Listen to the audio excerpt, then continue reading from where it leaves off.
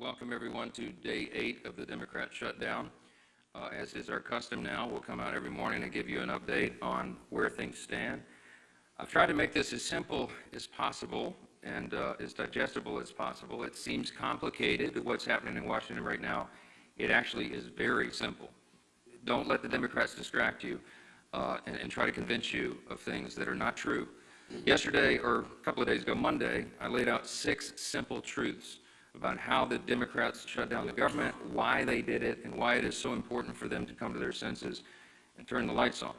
Yesterday, I went through 5 fast facts for you about the shutdown, and I explained, as everyone now knows, Chuck Schumer's desperate attempts to rehabilitate his own image by shutting down the government. Today, we're going to talk about some of the consequences of that shutdown and what it means to real people around this country, real Americans experiencing the devastating cost of their political antics here. And I'm going to read you some sample quotes and headlines that we just collected yesterday from around the country. Here's a headline from The Hill. GOP leaders point to Capitol Police missed paychecks as shutdown drags on.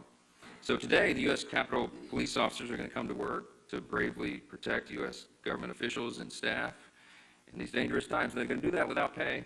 Many Democrats in this chamber, by the way, I want to note, are going to receive paychecks this month, while the men and women of the U.S. Capitol Police who are protecting them will not. Here's another headline from the New York Post. Aviation groups warn a government shutdown will delay aircraft safety inspections, maintenance work on critical equipment. While air traffic controllers are going to continue to serve in their posts, thankfully, critical safety inspections are going to stop, increasing risk for air travelers. That affects everybody.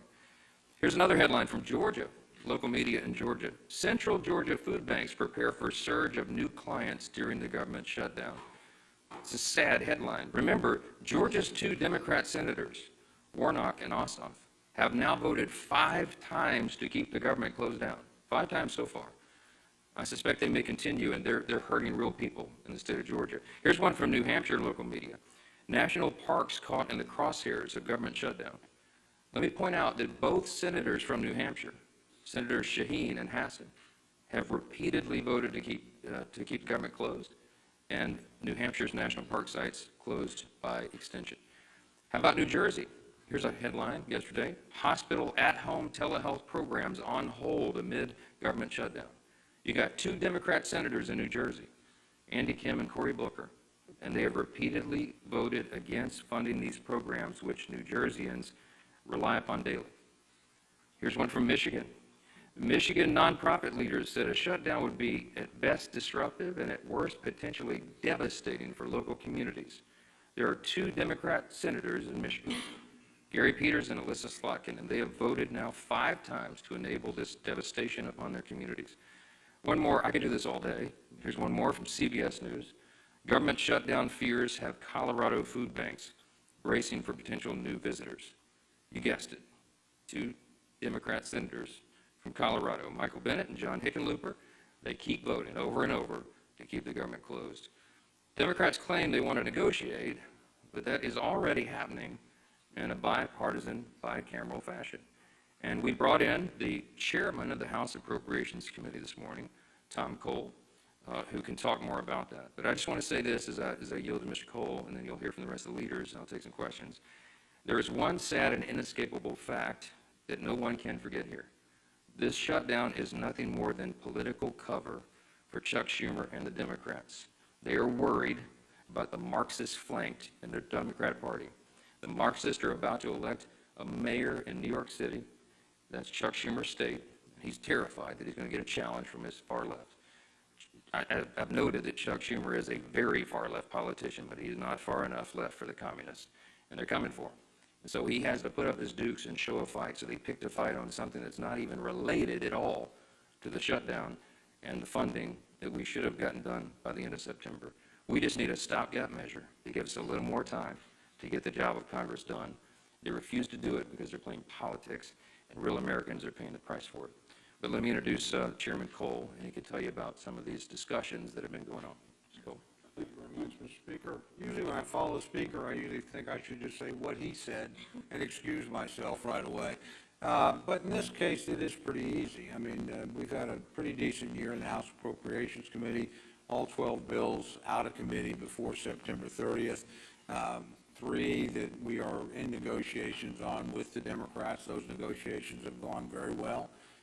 We're prepared pretty quickly to close. Once the government's reopened, we could get at least 3 bills done. The president could sign them in. Those things would be immune from a shutdown until the following September 30th.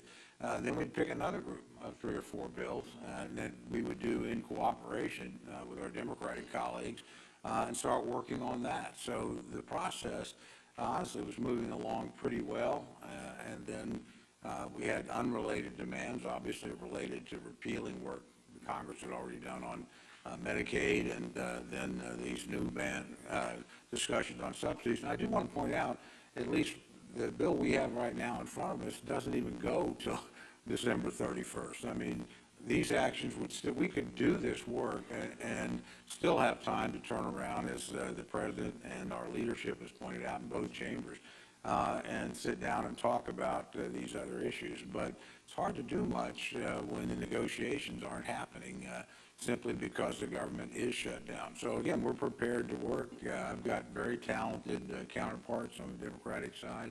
They're good negotiators. We've negotiated a lot of labor-ish bills together between Patty Murray, Rosa DeLore, and myself, and obviously Susan Collins is one of the best legislators in the building. So it's not like we're going to have a hard time, I think, finding common ground. But you do have to restore the government for that to happen.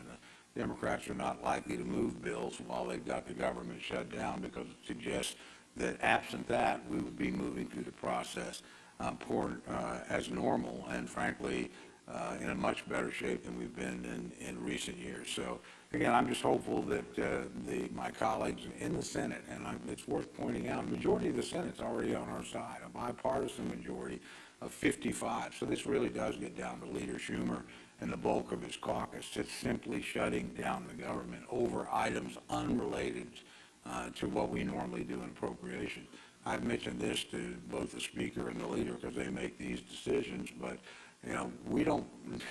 we should not be handling Medicaid on my committee. We should not be handling the Obamacare subsidies simply because we don't have the expertise or the jurisdiction to do either one of those things. What we can do is move the bills through the process and make sure that every soldier is paid, make sure that every air traffic controller is paid, make sure that the American people don't lose any services. So we're prepared to do that. Frankly, I think my Democratic colleagues are prepared to do that once we resolve this shutdown, and that's quite simply in the hands of Leader Schumer and the bulk of his caucus. When they make the mind that they want the government up and running, believe me, we'll move very quickly, and we'll try to move away quickly from a CR status to passing bills individually or in small groups, and get folks up and working again, and get the government restored and continue that process as we're supposed to do. So with that, Mr. Speaker, I just yield back. Well, appreciate the work that Chairman Cole and the Appropriations Committee have done months and months ago to get us in a place where we would be ready to have all of the appropriations in a place where you can negotiate those differences. It was Chuck Schumer and Hakeem Jeffries who chose to take their toys and go home, all to appease the most radical elements of the far left, because Chuck Schumer is more concerned about his political job than he is about the jobs of millions of American families. American families' lives are at stake here. Whether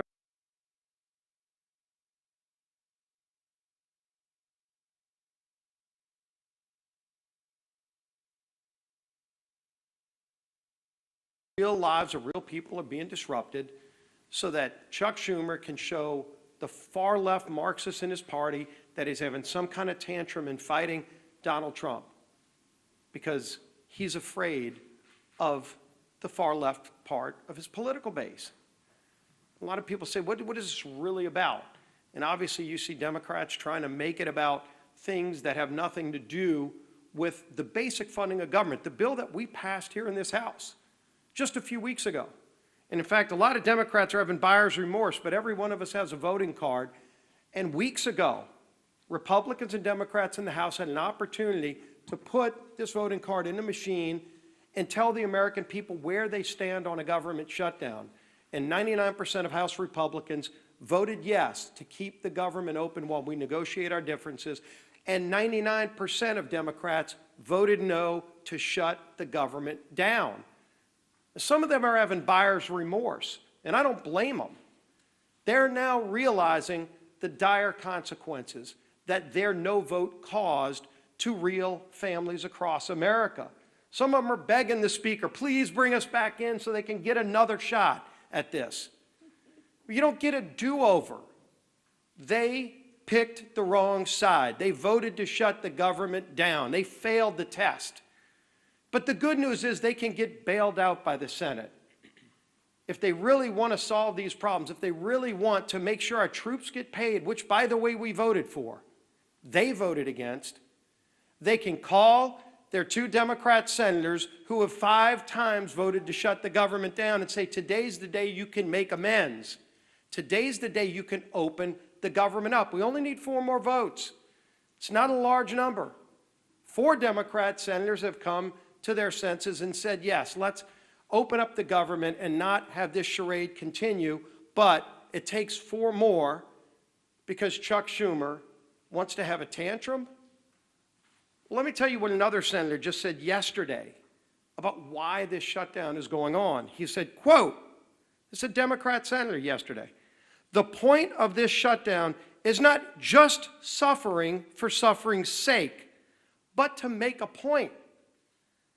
So you even have Democrat senators admitting that they're imposing suffering on the American people, but they just want to make a point? My God, millions of lives are at stake. They know they're inflicting suffering on the American people so they can make some kind of point. If you want to have a tantrum, this is not the 3rd grade. This is the lives of American people. Real lives are at stake. Real careers and families. Will they be able to pay their house note come the 15th?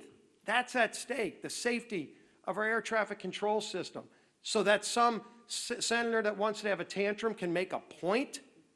I think the American people are getting sick of this charade that's going on. They know what the Democrats in the House did to shut the government down. But they also know that just 4 senators doing the right thing can turn this around and open the government back up again. And yes, we have big differences on a lot of things that we need to be negotiating on. All those bills that Chairman Cole and his appropriators sent out of committee, you can't have those negotiations while you're in a shutdown. And they know that. But they don't mind inflicting suffering on the American people because they want to make a point. I think the American people are going to start making points. People could pick up the phone and call their Democrat senator. We did a press call yesterday in the states of Georgia and Maryland, where all 4 senators there could literally end this today, but they've all been 5 times voting no on the bill to get the government back open. It was ironic.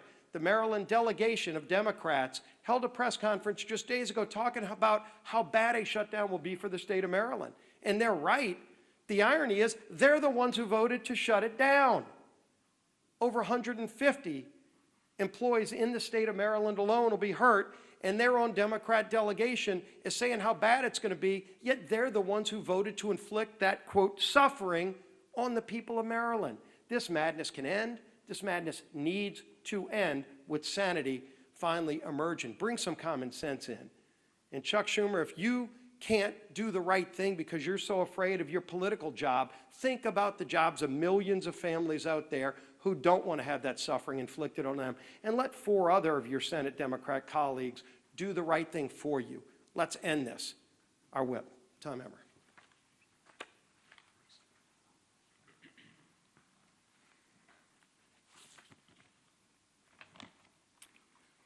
Eight days.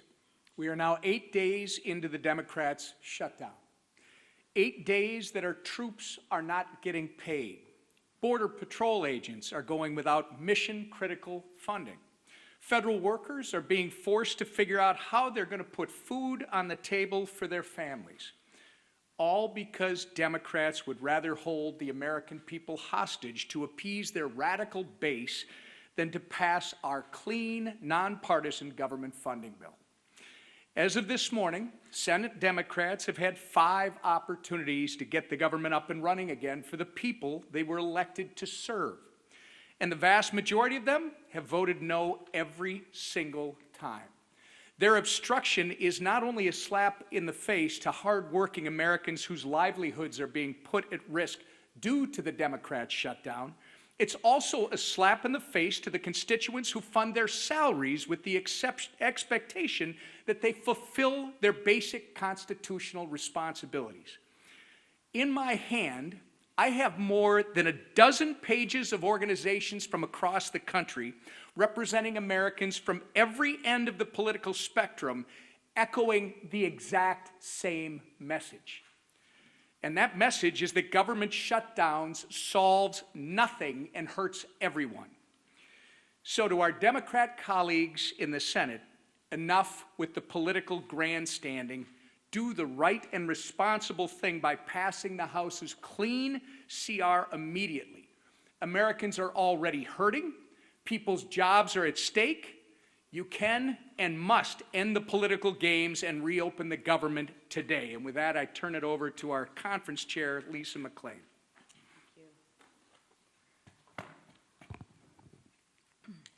Good morning, everybody.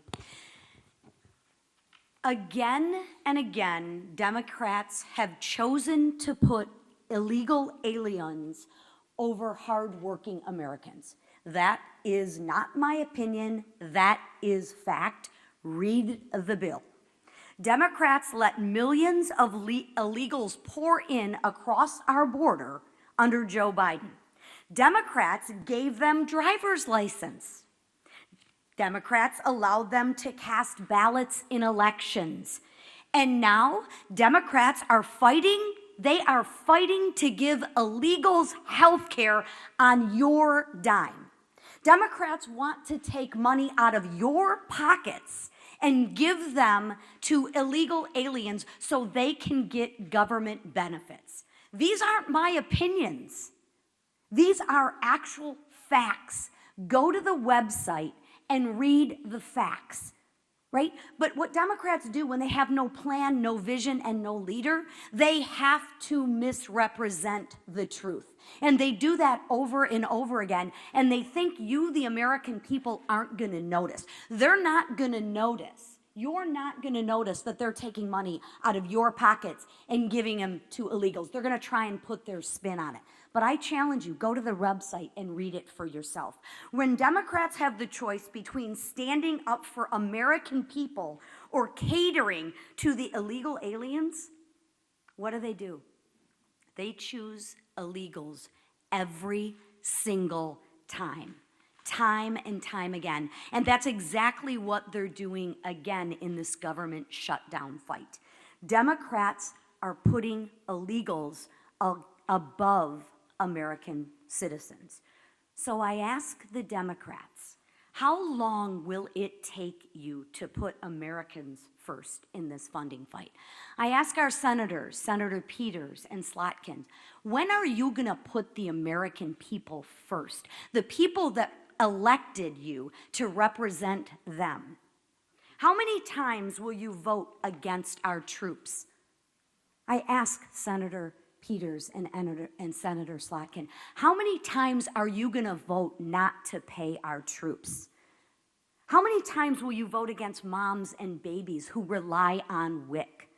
Against flood insurance? How many times will you vote to put illegals first and Americans last?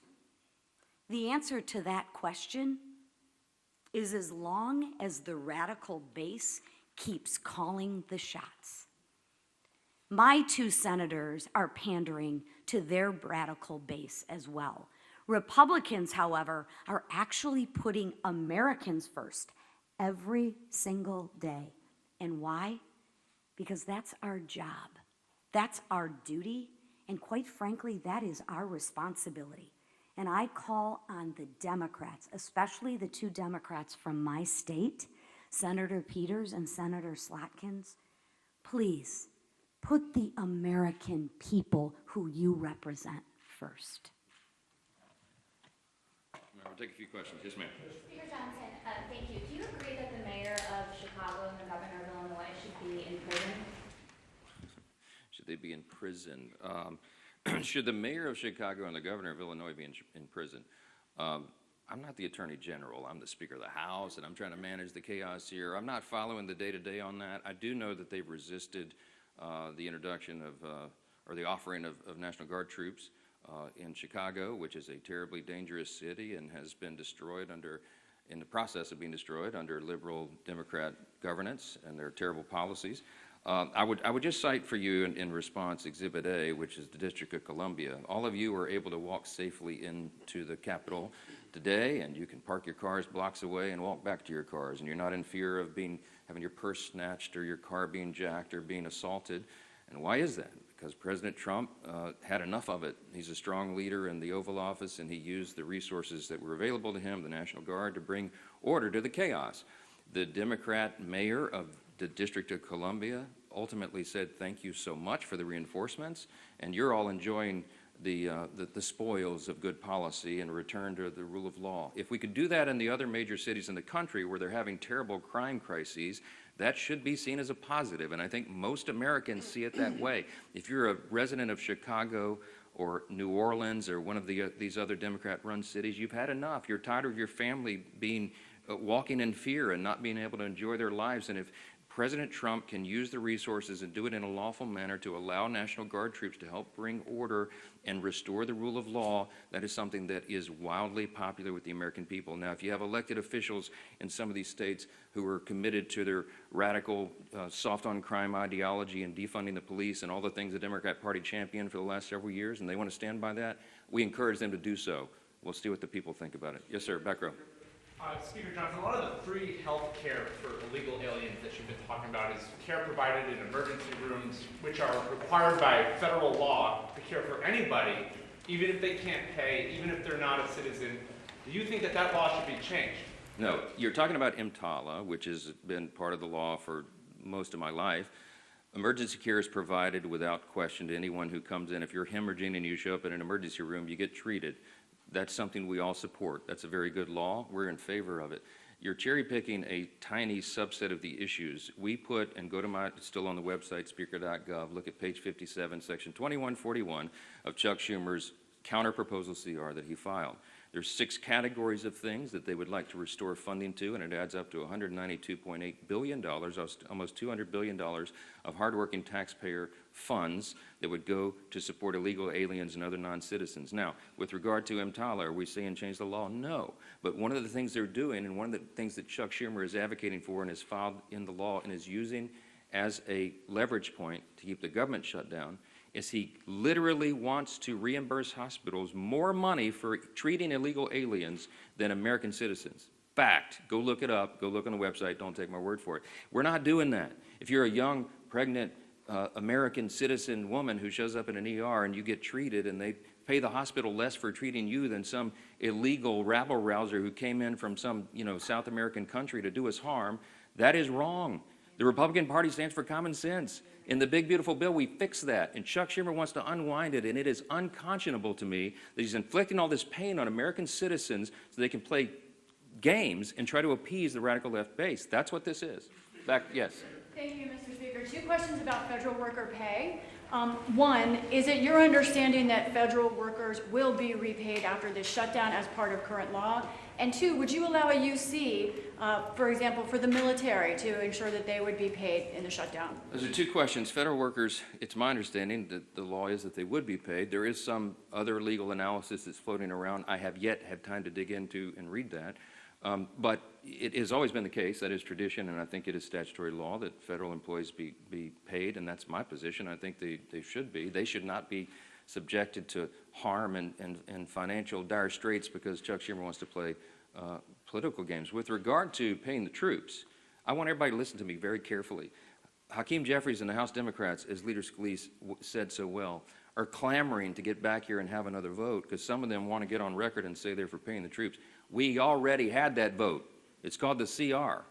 Every Republican and at least one Democrat had the common sense to say, of course we want the government to stay in operation. Of course we want to pay our troops and our air traffic controllers and our Border Patrol agents, TSA, and everybody else We did have that vote. The House, I keep saying the House did its job. We did that almost 3 weeks ago. And every Democrat in the House except one voted against it. They voted that they did not want the troops to be paid. They did not want TSA agents to be paid. They did not want air traffic controllers, Border Patrol agents, and all the rest. They live with that vote. They made that decision. The House is done. The ball is now in the Senate's court. It does us no good to be here dithering on show votes. We did it. We sent the product over. It is clean. It is 24 pages in length. It's the most bare minimum that's necessary to keep the lights on for the people. And Chuck Schumer and 43 of his colleagues, Democrats, continue to do the wrong thing. We're not having it. Yes, ma'am. Thank you so much. Democrats continue to allege that the Republican-controlled Senate can change the rules to push through the shutdown impasse. Congresswoman Marjorie Taylor Greene is also now saying the same. Is there any validity to this, and what sort of precedent would that set for a future Democrat-controlled Senate? Well, I'd lead the House, but the Senate has its own rules. Some of them are arcane, and when you're in the minority, you don't like it a lot. The filibuster is a tradition over there that's been maintained by both parties whenever they've been in the majority for a long, long time, and they can make a very compelling case as to why that's true. Now, could you go nuclear and blow that all up and end the filibuster once and for all and allow everything for only majority party vote, 51 votes in the Senate? I mean, is it possible? Yes. Is it wise? You can have a lot of people who would tell you it's not. I mean, on the Republican side, I would be deeply concerned if the Democrats had a bare majority in the Senate right now, a Marxist ideology taking over the Democrat Party. Do I want them to have no safeguards and no stumbling blocks or hurdles at all in the way of turning us into a communist country? I don't think that's a great idea. That's me. So what's good for the goose is good for the gander, as they always say. And there are some safeguards in the process that were built in a long, long time ago to prevent one party just running roughshod. Now, there's a big contrast between what I just said and the issue that is before us today. We're not asking Chuck Schumer and the Democrats to do anything different than what they've always done. We've shown you the highlight reel. Chuck Schumer gave impassioned speeches as recently as 7 months ago in March of this year. He said, we have to keep the government open. It would be dangerous and harmful to the American people. He said after the vote, he went on CNN and said, I'm proud of that vote. I didn't like it, but we had to do that. He was right then. He is not right now. We're not asking the Democrats to do anything heroic. We're asking them to do their basic duty and responsibility, as Chairwoman McClain said. Keep the government open. The first responsibility, I'm sorry, I'm aggravated. The first responsibility of the government is to protect the people. And the people who are supposed to be protected are being completely cheated by Democrats in the Senate because they want to play politics. They hate Donald Trump. I mean, they have Trump derangement syndrome. It's very real. Listen to their own comments. And they have to show a fight at any cost. When does that cost become too high? In our view, it already has. They have another chance today to reopen the government, and we'll see if they do the right thing. I pray that they do, because real people are being affected by the games here, and they're sick of it. Thanks so much. Thank you.